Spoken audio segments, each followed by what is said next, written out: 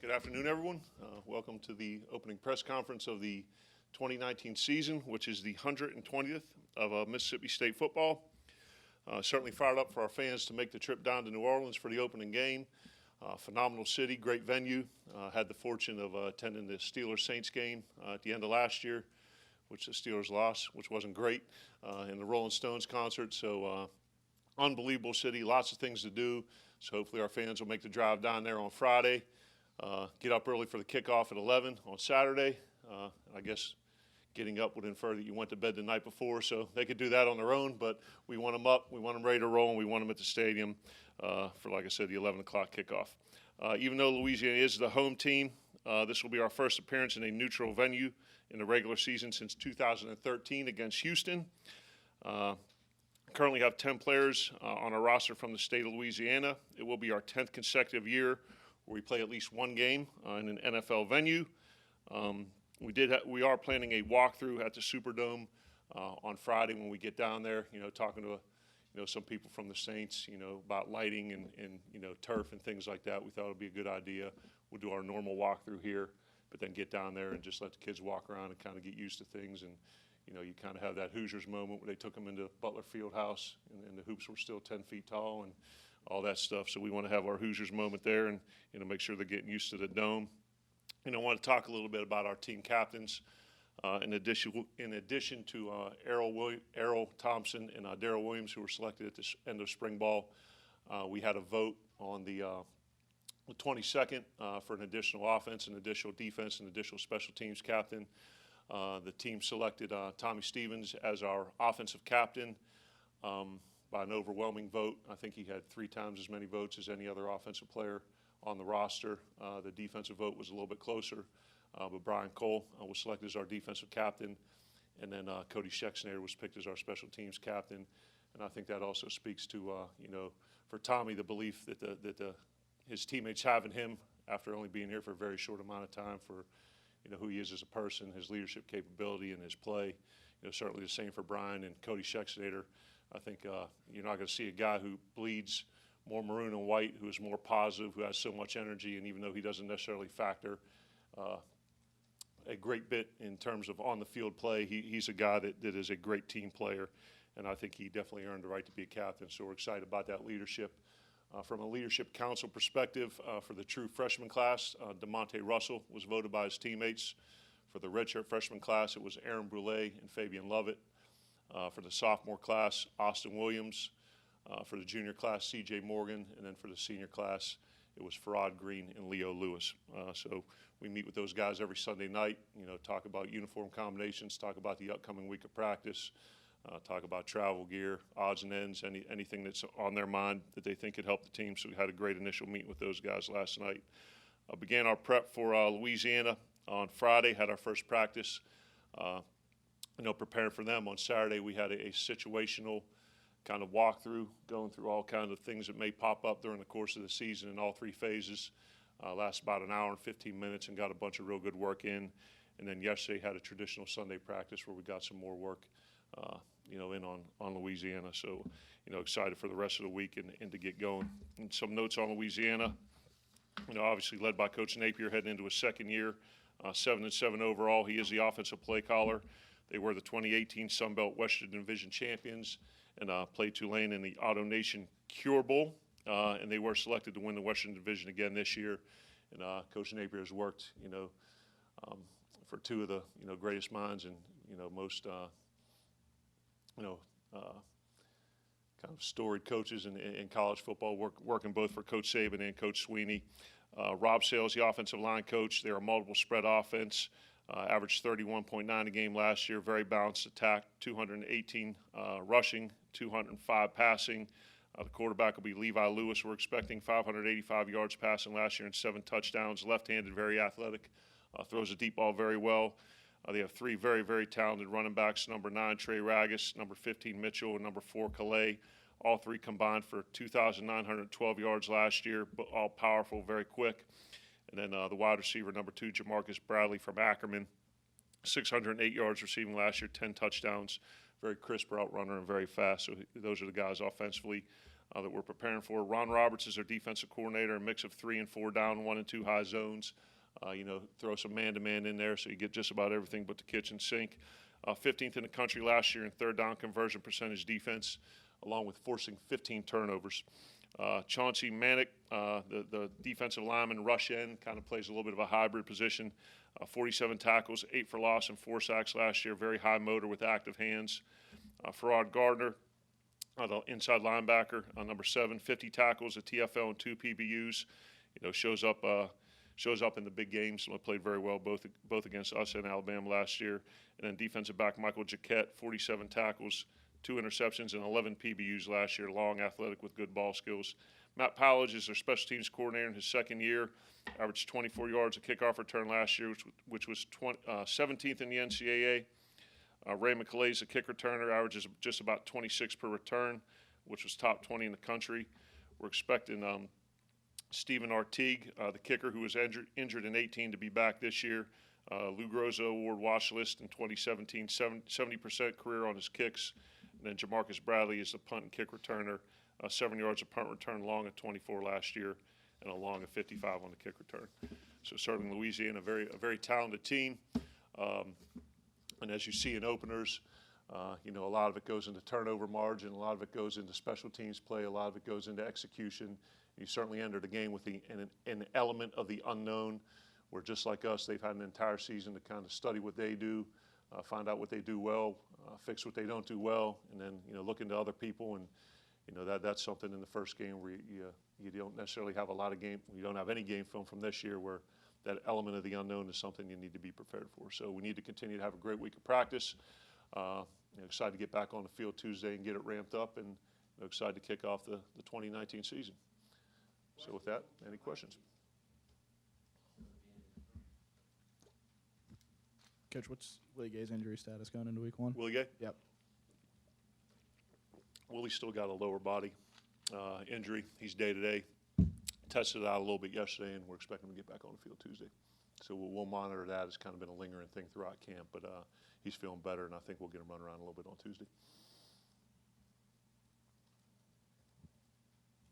With Keaton entering the transfer portal and things, what's kind of Keaton's status right now with the team? Is there any chance of a return back? Just kind of where does Keaton stand right now?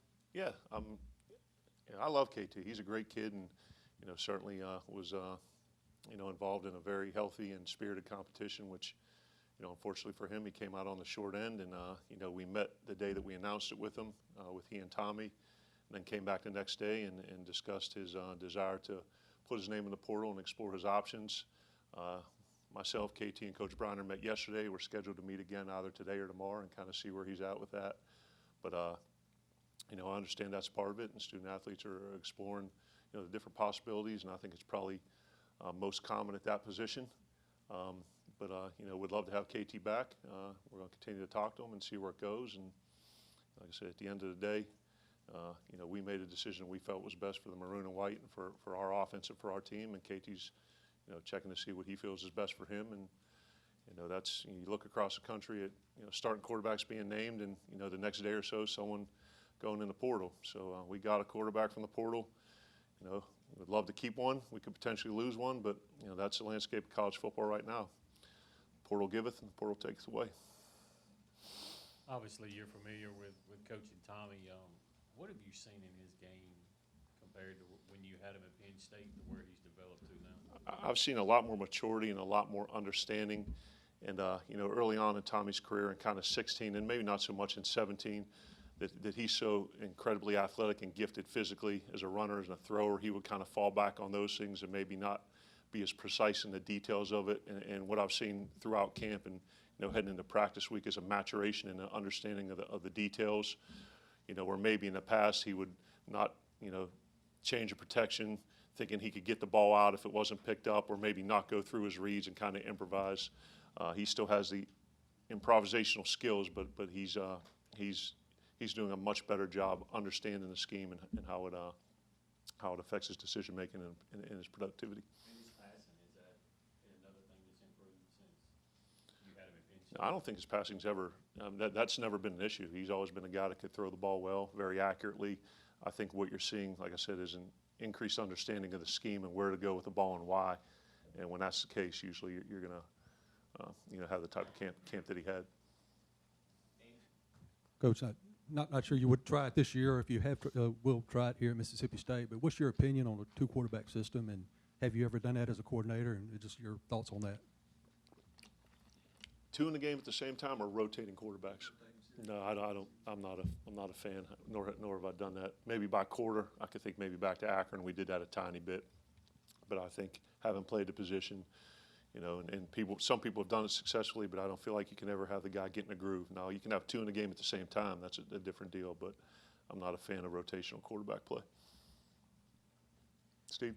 Update on Allen Love or Kareem Walker and their standing right now? Kareem will find out by was it Monday, either tomorrow or the next day, and Allen Love's initial appeal was denied, and now we're on the second stage of it. When you've got a guy like Allen that is kind of Initial waiver was denied, and now it's been appealed. I guess that's the best way to say it. when you've got a guy like that, especially in a position of need where he's kind of in limbo, how difficult is that to kind of manage reps and things like that and get him ready in case he could play, but at the same time maybe hold him back a little bit because some other guys may need those reps? Yeah, I think that's the one spot on the defensive line where we may not have a Jeffrey or a Braxton right now. We certainly have talented players, but we're gonna have to win and perform with numbers in there.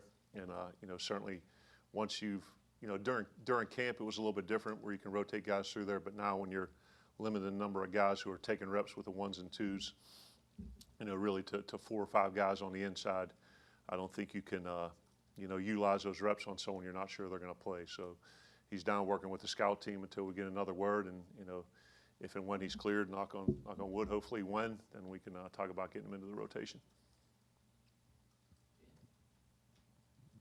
You got a great hat collection. Any update on Tommy Champion's status since the arrest last week or anything? Tommy like that? Champion? Yeah. No, that discipline will be handled internally. No change to Tommy's status. And suspension still Friday, Saturday before game.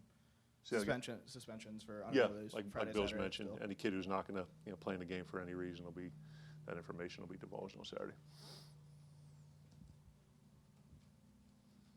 Coach, obviously back to the defensive line and moving James Jackson back to defense. You had mentioned earlier that was a position where you needed depth and he was needed more there. How did James kind of take that conversation when you approached him, I guess, after spring practice about it? James, he's an awesome team guy. He's like is it Lionel Richie or Commodore? He's easy like Sunday morning. Whatever you tell him, offense, defense, I think if you ask him to play special teams, he'd do that. But I think the part where he was, I won't say upset, that I think he had seen so much progress on the offensive side of the ball and thinks he has a future there. We told him this is what we need him to do, and he had good experience there under last season. So I think more than anything with Darryl being the starter at center and the backup center not getting as many reps or opportunities during the course of a game as a rotational position like defensive line, I think he saw the ability for him individually and for him to be able to affect the game in a positive manner, that there was a better opportunity for him on defense this year. So he was excited about it. Coach, how's the addition of Tony Hughes to your staff benefited you in the offseason?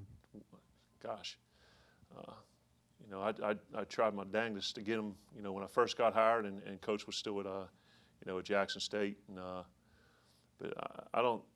If people here who have been around Tony, I mean, first and foremost, he's a great human being and a great person. And comes, fantastic wife and kids. So he's a great man, and his prowess and ability as a recruiter. How he coaches the kids and gets along, with everyone on the staff and the kids. I mean, it's immeasurable what he brings to the staff from a coach and a recruiting and really just a culture standpoint. He's an awesome person, and a guy I'm really glad to have had an opportunity to meet and work with. You were able to beat Louisiana pretty handedly last year. This is their second year with their head coach too. Just how much different do you expect to see from them this year? Like most people, they're going to tweak their scheme to match their personnel. And I think anytime you win your side of the division and get to go to a bowl game, things are going well. Won 7 games. But I think, having been at a, quote, group of 5 place or an FCS school that had the ability to jump up and play some, 1A schools at Fordham, we were fortunate enough to win 2 of our 4, that this is a game where the kids get fired up. They get excited about playing an SEC West team. So, we're expecting to see their best. And, like anything, year 1 to year 2 is when you're going to see whether it's a freshman becoming a sophomore or an entire program. You see, the most improvement in that year 1 to year 2 jump. So I'm expecting to see the same from them. Coach, I don't know if Oh. I don't remember you covering this earlier when it was asked about Keaton. Is he with the team right now? Is he away from the team? Keaton is not with the team right now. Okay, Yep. when do you expect a resolution on that, you think? I don't know. We're meeting, we're talking on a daily basis, and when we find out and he's comfortable with divulging that information, we'll let everyone know. I know you can't say anything specifically about players involved in the ruling that came down on Friday, but obviously there are some suspensions that are sort of looming. Yeah. How has that changed sort of your preparation for not just this game, but the season moving forward? Like anything, whether it's a suspension or an injury or guys not being able to play, you kind of sit in on a Sunday and look at the people who are available and make the necessary adjustments to the depth chart and the schemes and try to do your best to put your kids in position to be successful. So that's just something where you got to do it on the front end and making sure you're making all the necessary adjustments based on who's available. Do you envision rotating a lot of receivers on Saturday? I think we've got a very, probably 3 at the Z position, 3 at the slot, and 2 or 3 at the X position. So, we'll see who gets a hot hand. But the guys have been practicing well, and in a game 1 where the tempo and the speed of it are a little bit different than a practice. We'll see who's got the hot hand. You mentioned Tommy getting 3 times as many votes as any other offensive player. I mean, what kind of volumes does that speak to his ability to step in? And I guess, what have you seen from him just from day 1 of getting onto campus and stepping into a leadership role? Yeah, did you go to the same school your whole life? Did you ever? No, I'm being serious. Did you ever go to a new school? I mean, it's like being the new kid at school on the first day, and it's. I won't say it's hard, but I think when you get a chance, and I think you all have a chance to sit down and talk with Tommy and meet him. He comes from a good family. He's a very humble kid, but confident in his abilities, and as a guy that can get along with every type of player on the team. And I think that's what's ingratiated him to his teammates, that he came in and wasn't beating his chest and doing a lot of talking and saying, I believe, don't be one of the guys till you're one of the guys. And I think early on he let his actions, through how he was working out and how he was doing the throwing with the guys, speak for themselves. And I think once people got to know him on a personal level, that he sees a really laid back guy. So, like I said, for the team to think that much of him, to vote him a captain, and he's only been here since the summer, I think it speaks a lot for him and for his teammates and how they believe in him.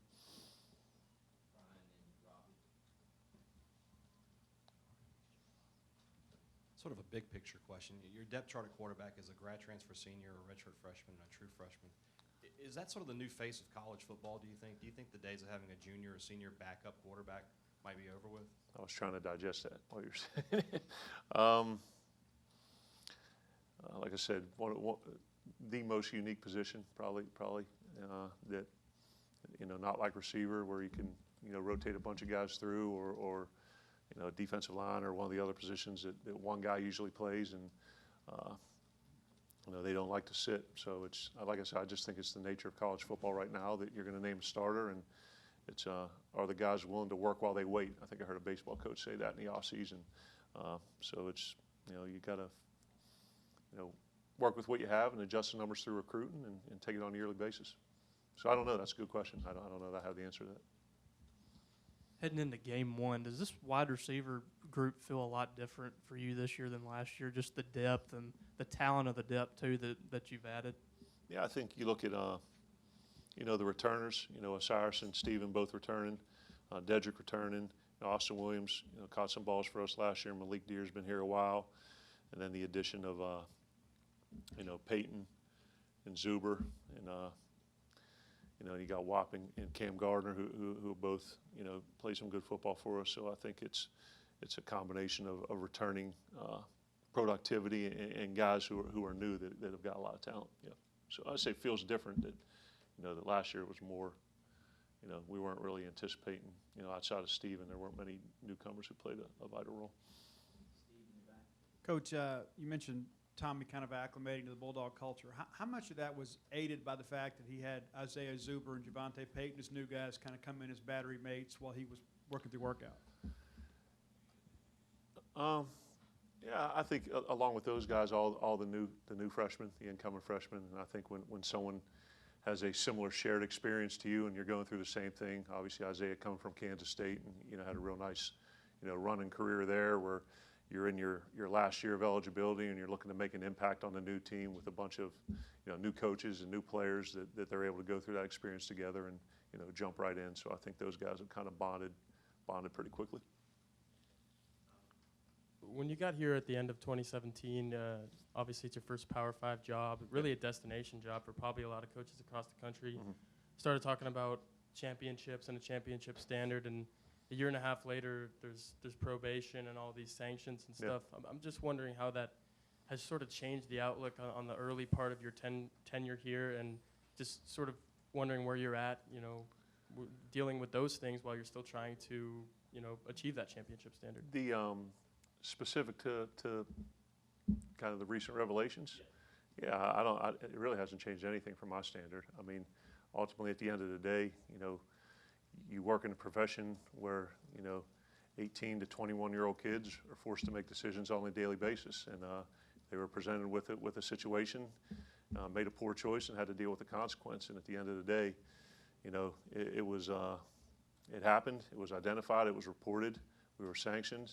The kids understand, and they pay the consequence for their choice. And we need to educate them. And this I'll say incident or episode, it hasn't done anything to quell my belief or desire to achieve great successes at Mississippi State, nor has it affected recruiting or anything else. So to me, it was something that happened. It was acknowledged, and we're going to move on from it and be better from it.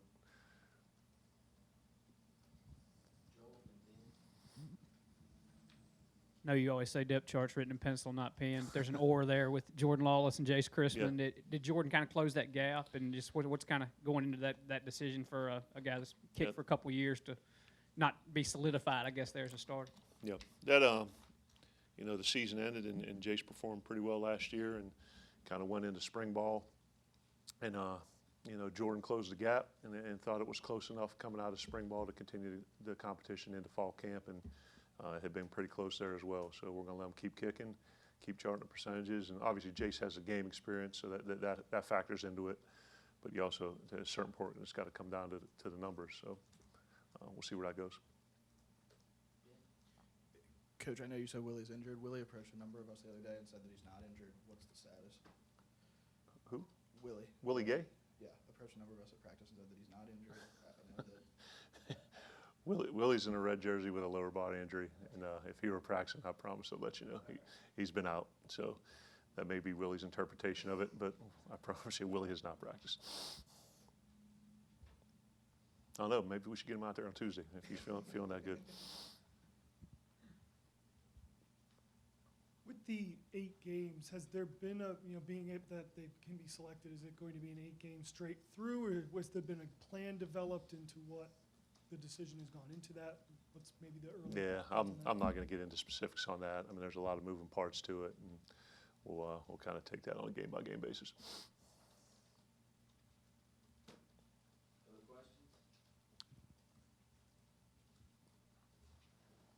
Coach, noticed that Devontae Jason is number 2 on the depth chart there for ex-receiver. Obviously, he had to go back and deal with some things in New Orleans, but has come back. And what you said last week, the guys have taken him in, and he seems to be a really big part of the team. Just, how big is it for a guy like that to kind of go through some of the things that he did, and now he's going back home to play in the Superdome, and he could be a really big part of that game? Yeah, like he and Marcus dealing with a bunch of personal issues. We gave Wap the time and space to kind of go home and reflect and be with his family and make the decision whether being back in Mississippi State was something that benefited him from an academic and athletic standpoint. And I think some of the things that he needed to do back home he felt comfortable with. And he's a great kid, a fantastic member of the team. And more than anything, I think being back around the guys, I think has helped him as much as going home and take care of those things. So, played some last year, had some nice catches, and I think he's a young guy with a very bright future. All right, thank you. Appreciate it.